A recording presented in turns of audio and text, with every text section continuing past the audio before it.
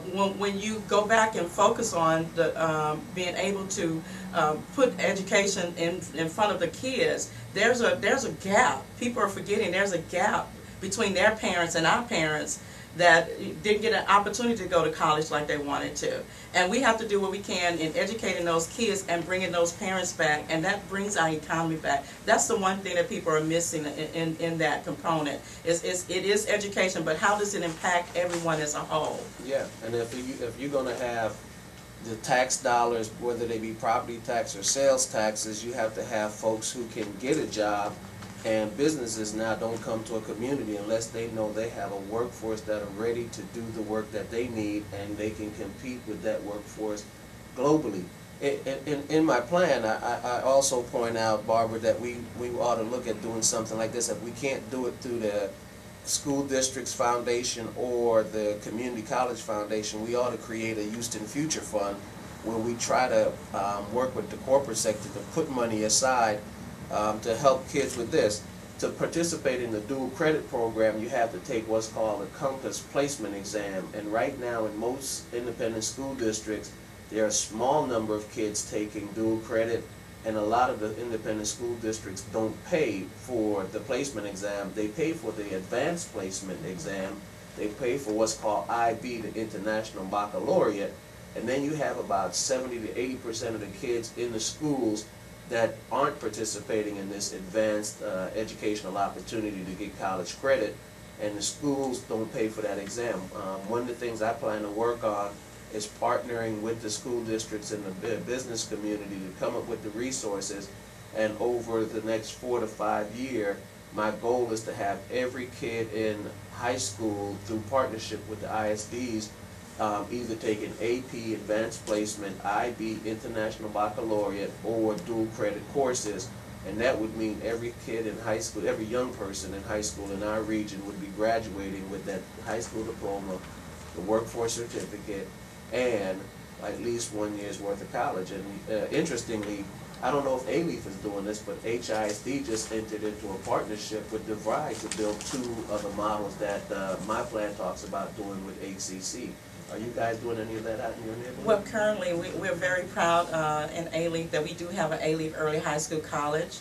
Our students are on the same campuses with ACC, and most people are not aware of what that early high school college does. In ALEAF, our early high school college, when our students attend from their freshman year all the way through and beyond one summer, they're pretty much guaranteed an opportunity to walk away with an associate's degree.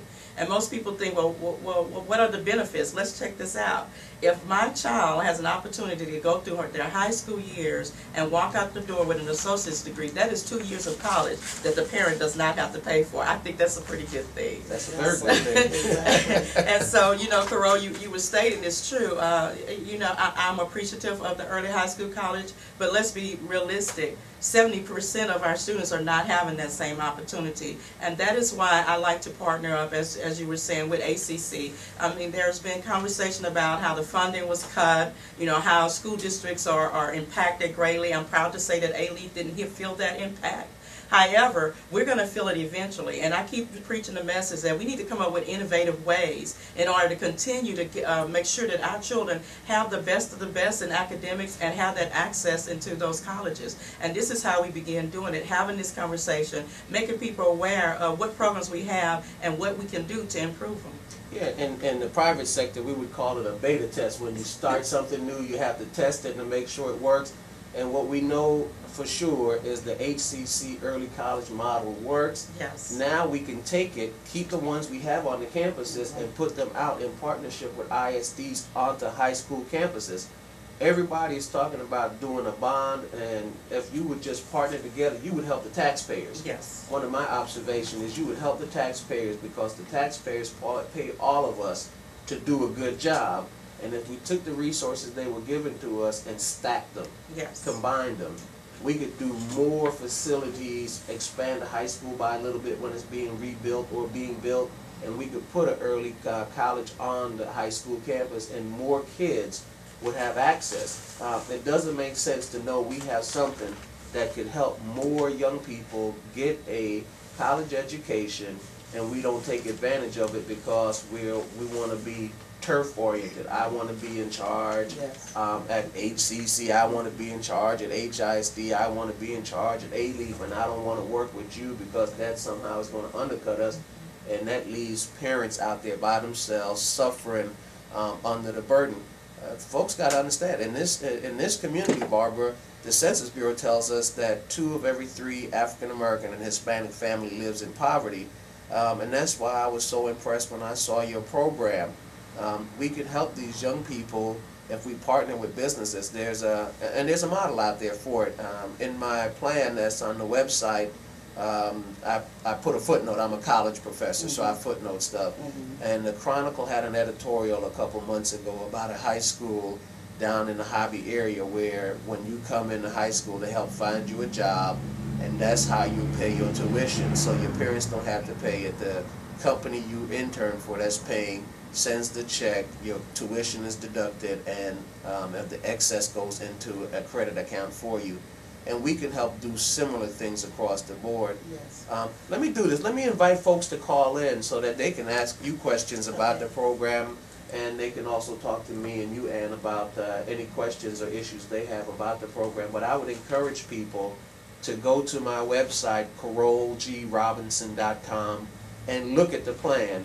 I'm proud to have a lot of endorsements, but what I'm really running on is the substance of my ideas to help make a difference for young people in this community and for folks who need to get back to work. Because if we can take care of those 2 things, I think we make Houston better.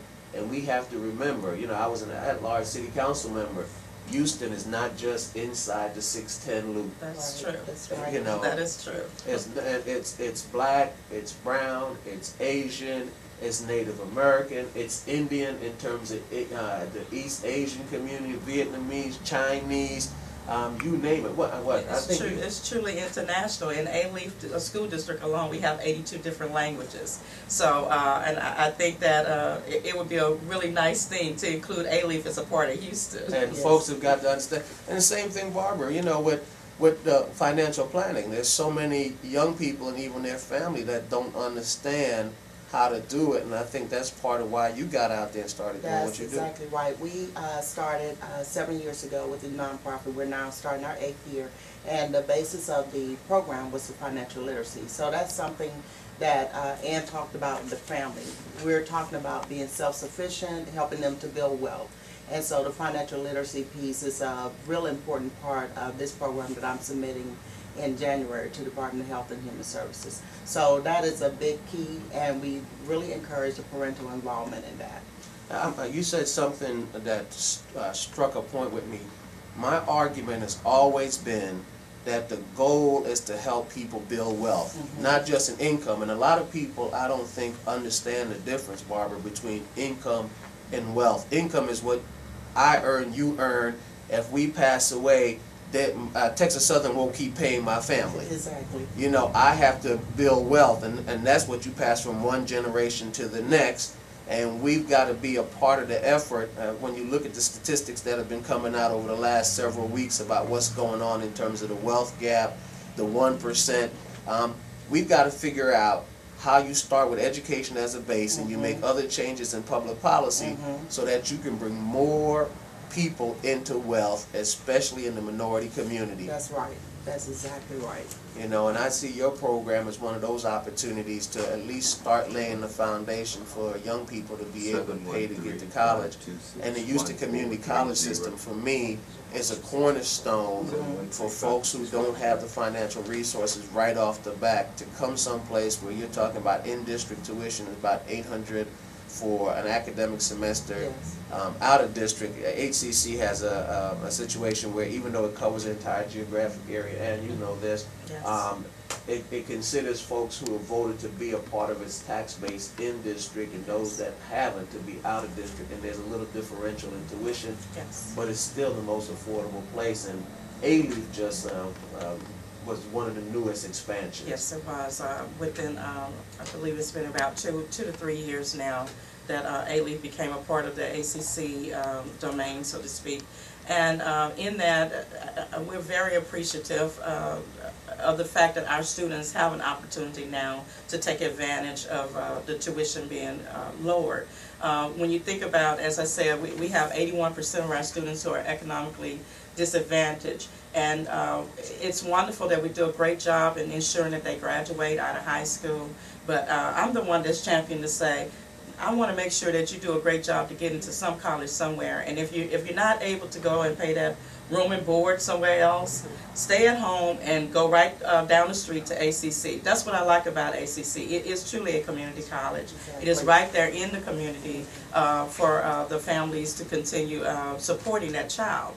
And I think it's just an important opportunity for our students to be engaged in this process. I think about many calls that I've had, and Barbara, I'm sure you've gotten quite a few from students who are just recently graduate, and they're stating, you heard them say that they were going to go to school, yes. and you know in your mind, oh, I don't hear your plan. You're going to go to school, but I don't hear your plan. Mm-hmm. I'm happy to say that I have a good partnership with ACC. When those students fall through the crack, I can call someone at ACC and say, hey, can you walk them through this process? Even if it means holding a faster session or on getting financial aid, we're able to do that. Even if they are do not have a clue on how to manage their schedules, we have someone for that. What people are missing, when I keep talking about that 81%, that means that these are first-time college goers. There's no one else in their family who has gone to college, and someone needs to lead the way on directing those students. Yeah, hey, let's take a break for a quick second, and we'll come back after this commercial break.